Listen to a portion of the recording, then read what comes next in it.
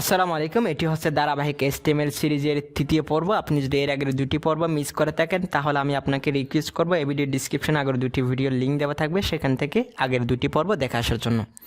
আজকের পর্বে আমরা দেখব, আমরা যদি কোনো একটা ওয়েবসাইটে যাই তাহলে দেখতে পাই একটা পেজ থেকে আমরা অন্য একটা পেজে জাম্প করতে পারি, অথবা একটা ওয়েবসাইট থেকে আমরা অন্য আরেকটা ওয়েবসাইটে জাম্প করতে পারি, অর্থাৎ একটা পেজের সাথে আরেকটা পেজের লিঙ্ক করা থাকে। এই যে লিঙ্ক করা যে সিস্টেম, এগুলো কীভাবে করতে হয় সেটি আজকের ভিডিওর মাধ্যমে আমরা দেখব। সেটার জন্য আমরা যেখানে কাজ করছিলাম সেখানে চলে যাচ্ছি। আমরা ডি ড্রাইভে HTML টিউটোরিয়ালে নামক যে ফোল্ডারটা ছিল এখানে কাজ করতেছিলাম। তো এখান থেকে আমি index.html যে ফাইলটা ছিল এটাকে একটু ওপেন করি ভিজুয়াল স্টুডিওর মাধ্যমে। আপনি চাইলে নতুন একটা ফাইল তৈরি করতে পারবেন। এখানে আগের লেখাগুলো হচ্ছে আমি রিমুভ করে দিচ্ছি। এখন আমি লিখবো, আমি চাচ্ছিলাম হচ্ছে আমাদের ওয়েবসাইটে যখন কেউ একজন ক্লিক করবে তখন সে ইউটিউবে চলে যাবে। তাহলে আমি লিখে গো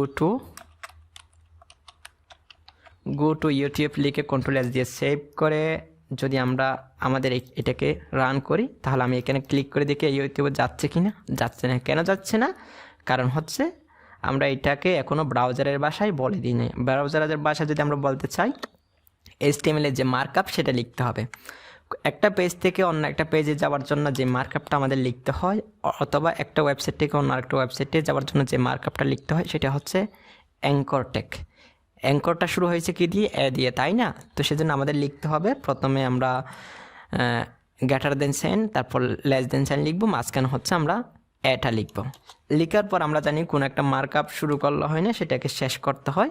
greater than sign, less than sign, যেভাবে শুরু করলাম ঠিক সেভাবে লিখবো। তারপর হচ্ছে আমাদের কি করতে হবে? স্ল্যাশ চিহ্ন যেটা আছে সেটাকে দিতে হবে। দিয়ে এখানে মাঝখানে আমি গো টু ইউটিউব লিখি, তারপর হচ্ছে এখানে দিয়ে দিই, দেখি ইউটিউবে চলে যায় কিনা এখন। কারণ এখন তো আমরা হচ্ছে মার্কআপ লিখে ফেললাম, এখন চলে যায় কিনা দেখি। রিলোড দিয়ে দেখলাম, ক্লিক করে দেখলাম যাচ্ছে না। কেন যাচ্ছে না?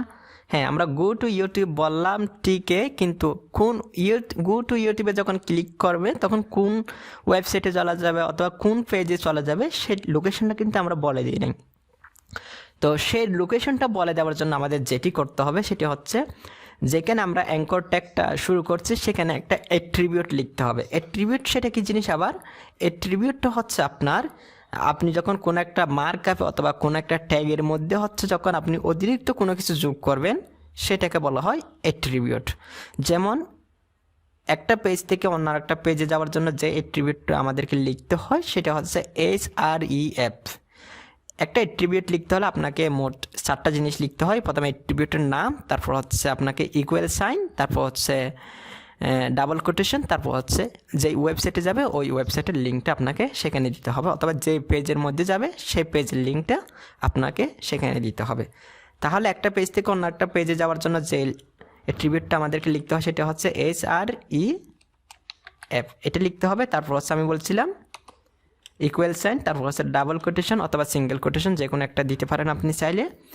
এরপরে এখানে আমি যেহেতু ইউটিউবে চলে যাব সেক্ষেত্রে আমরা চাইলে ইউটিউবের লিঙ্কটা কপি করে আমরা এখানে মাঝখানে দিয়ে দিতে পারি। এখানে মাঝখানে দিয়ে সেভ করে যদি দেখি আমরা আমাদের ওয়েবসাইটে চলে যাই, আমাদের ওয়েবসাইটটা ছিল হচ্ছে এটা।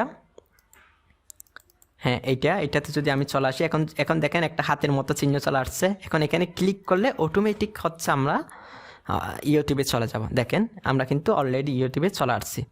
এখন আরেকটা প্রবলেমের মধ্যে কিন্তু আমরা পড়ছি, যখন আমাদের লিঙ্কের মধ্যে যখন আমরা ক্লিক করছি তখন দেখতে পাচ্ছি আমরা youtube.com-এ চলে আসছি, কিন্তু আমাদের ওয়েবসাইটটা কোথায় চলে গেছে? এইভাবে হলে তো হবে না। তো আমরা চাচ্ছি আমাদের ওয়েবসাইটটাও থাকবে, পাশে আরেকটা নতুন ট্যাব ওপেন হবে যেটার মাধ্যমে হচ্ছে youtube.com-এ চলে যাবে।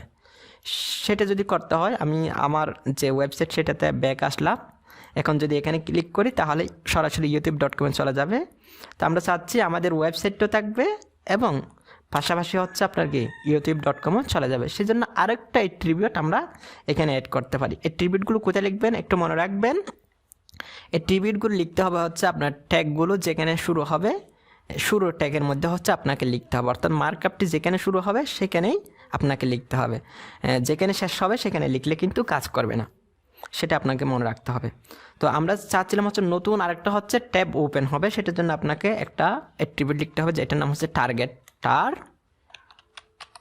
টার্গেট দেবেন, তারপর হচ্ছে ইকুয়াল সাইন, তারপর হচ্ছে ডাবল কোটেশন টার্গেট, তারপর হচ্ছে আমাদের যেটা লিখতে হয় ব্ল্যাঙ্ক আন্ডারস্কোর লিখতে হবে প্রথমে, তারপর হচ্ছে BLANK। যদি কোনো কারণে বানান ভুল করেন তাহলে কাজ করবে না। টার্গেট ব্ল্যাঙ্ক দিয়ে যদি আমি এটাকে রিলোড দিয়ে দেখি, এখন এখানে যদি ক্লিক করে দেখেন আমাদের ওয়েবসাইটটা এদিকে পাশে আছে এবং নতুন করে আরেকটা ট্যাবের মধ্যে হচ্ছে youtube.com যেটা আছে সেটা কিন্তু শো করতেছে। তো আপনি চাইলে এইভাবেও করতে পারবেন, অর্থাৎ আপনার ওয়েবসাইটেও ঠিক থাকবে এবং আপনি চাচ্ছেন অন্য একটা ওয়েবসাইটে চলে যাবেন, নতুন একটা ট্যাব ওপেন হবে। এখন বুঝলাম কীভাবে একটা ওয়েবসাইট থেকে অন্য আরেকটা ওয়েবসাইটে চলে যেতে হয়। এখন আমরা দেখব একটা পেজ থেকে অন্য একটা পেজে কীভাবে যাব, অর্থাৎ আমাদের এখানে কয়েকটা আমরা পেজ লাগবো। এখানে আমরা কয়েকটা পেজ হচ্ছে তৈরি করে ফেলি। আমি এখানে নিয়তে এসে এখান থেকে কয়েকটা পেজ আমি তৈরি করি। প্রথমের নাম হচ্ছে page1.html। কীভাবে পেজ তৈরি করতে হয় অবশ্যই আপনি জানেন। তারপর হচ্ছে আমি আরেকটা পেজ তৈরি করি, এটার নাম দিলাম হচ্ছে page2.html, এটা দিলাম। এরপরে আমি চাচ্ছিলাম হচ্ছে আরেকটা পেজ দেব,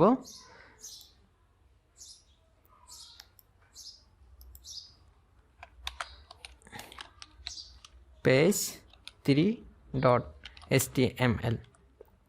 আচ্ছা, এতটুকু লিখলাম। এরপর আমি এটাকে ওপেন করি। আমি চাচ্ছিলাম হচ্ছে পুরো ফোল্ডারটা হচ্ছে আমি ভিজুয়াল স্টুডিও কোডে ওপেন করব, সেজন্য আমি ফাইলে যাব, সেখান থেকে হচ্ছে ওপেন ফোল্ডার এখানে ক্লিক করব। এখানে ক্লিক করে আমি চাচ্ছি HTML টিউটোরিয়াল নামে যে পুরো ফোল্ডারটা রয়েছে পুরো ফোল্ডারটা আমি হচ্ছে এটাকে ওপেন করব। এটাকে সিলেক্ট করে এটাকে ওপেন করলাম। এখন আমার ওইখানে যে যতগুলো ফাইল তৈরি করা ছিল সব ফাইল কিন্তু এখানে ক্লিক করলে আমি দেখতে পারবো। দেখেন আমাদের সব ফাইল কিন্তু এখানে চলে আসছে। তো এখন চাচ্ছি আমরা যখন আমাদের ওয়েবসাইটে যখন ক্লিক করব, আমাদের ওয়েবসাইটটা হবে হচ্ছে এই ওয়েবসাইটের মতো। এদিকে মনে করেন আমি চাইলে এগুলোর নাম হচ্ছে page1 page2 না দিয়ে HTML CSS জাভাস্ক্রিপ্ট আচ্ছা এভাবে নামকরণ করতে পারি, অথবা page1 page2 page3। তো যখন হচ্ছে page1-এ ক্লিক করবে তখন হচ্ছে এখানে লিঙ্ক আসবে, একটা হচ্ছে হেডিং ট্যাগ থাকবে, একটা হেডিং ট্যাগ থাকবে। হেডিং ট্যাগের মধ্যে হচ্ছে লিখে থাকবে হচ্ছে আপনার HTML। আচ্ছা, যখন page2-তে যখন চলে যাবে তখন হচ্ছে এখানে লেখা থাকবে হচ্ছে CSS। আপনি পেজের নাম যে কোনো একটা দিতে পারবেন। যখন page3-তে যখন আসবে তখন আমি দিব হচ্ছে জাভাস্ক্রিপ্টে চলে যাব। আচ্ছা, একটা হেডিং দিলাম, তারপর হচ্ছে এখানে যখন ক্লিক করব হচ্ছে তখন আমরা কোথায় চলে যাব, জাভাস্ক্রিপ্ট। আচ্ছা, এখন চেপ দিয়ে দেখি কোনো পরিবর্তন হয় কি না। অবশ্যই কোনো পরিবর্তন হবে না।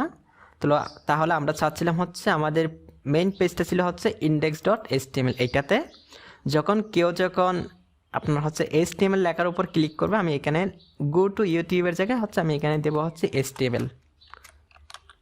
তো আমি চাচ্ছি যখন কেউ একজন HTML এই লেখার উপর ক্লিক করবে, এখন যদি কেউ HTML লেখার উপর ক্লিক করে আমরা যদি দেখি তাহলে আমাদেরকে youtube.com-এ নিয়ে যাচ্ছে। কেননা আমাদেরকে এখানে যে লোকেশনটা দেওয়া হয়েছে, আমরা যে লোকেশনটা এখানে দিছি সেটা হচ্ছে আপনার youtube.com-এর লোকেশন। এখন চাচ্ছি না যখন কেউ একজন আমাদের HTML লেখাটার উপর ক্লিক করবে এখানে page1 যেটা আছে সেইখানেই চলে যাবে, অর্থাৎ আমাদের যে ফোল্ডার আছে আমাদের ফোল্ডারের মধ্যে হচ্ছে page1 যেটা আছে এটাতে চলে যাবে। তো সেটা করতে হলে আমাদের যেটা করতে হবে এই যে page1.html এটা লিখতে হবে আমাকে। youtube.com-এর জায়গায় আমরা এটাকে তুলে দেব, তুলে দিয়ে আমরা লিখব page1.html। আচ্ছা, এভাবে লিখে Ctrl+S দিয়ে সেভ করে দেখি আমাদের ওই পেজের মধ্যে নিয়ে যায় কিনা। এখন HTML-এ ক্লিক করি, দেখেন এই দেখেন HTML। আমি চাইলে এটাকে এদিকে page1 একটু বোঝার স্বার্থে আমি এটা হচ্ছে HTML পেজ এভাবে দিই। আমরা index.html-এ কাজ করতেছি, এখানে এটাকে রিলোড এগুলাকে একটু কেটে দিই। এখন যদি আমি HTML-এ ক্লিক করি দেখেন HTML পেজে নিয়ে যাচ্ছে। তো আমি চাচ্ছি হচ্ছে যখন এরপরে আরেকটা থাকবে হচ্ছে index.html।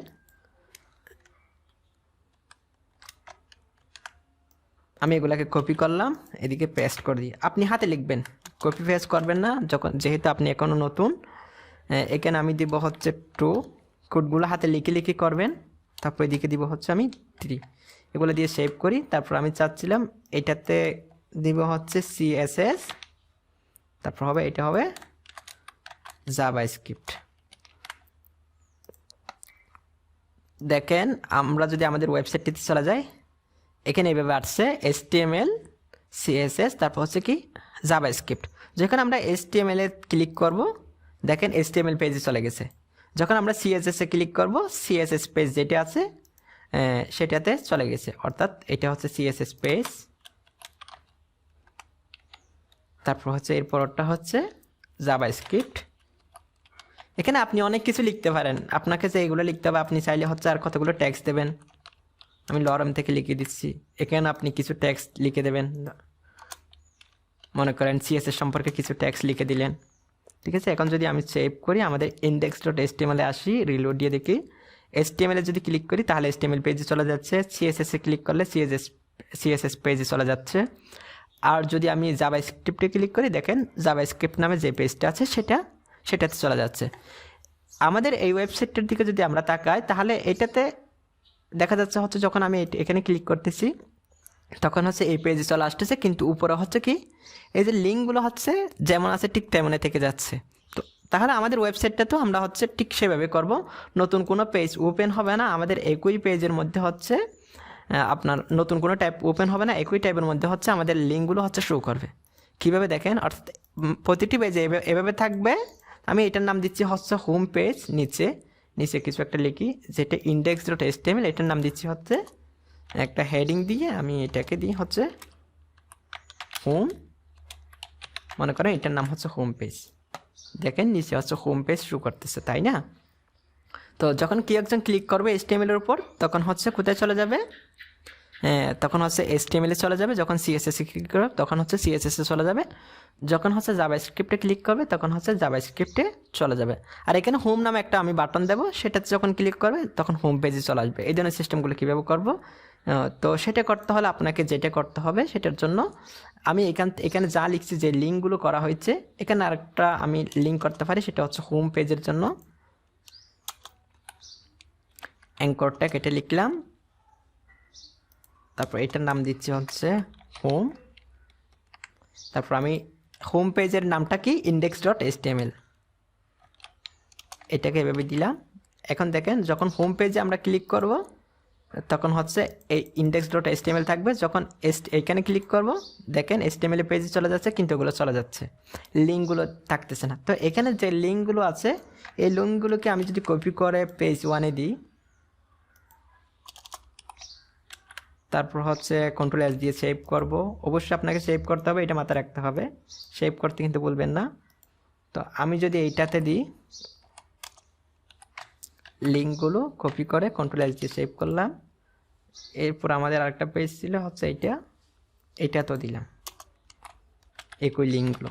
এখন লিঙ্কগুলো হচ্ছে আমাদের সব পেজে আছে। দেখেন এটাকে যদি আমি রিলোড দিই, এখন এখানে যদি আমি ক্লিক করি তাহলে হোম পেজে চলে আসতেছে। তারপর হচ্ছে এখানে যদি ক্লিক করে HTML পেজ চলে যাচ্ছে।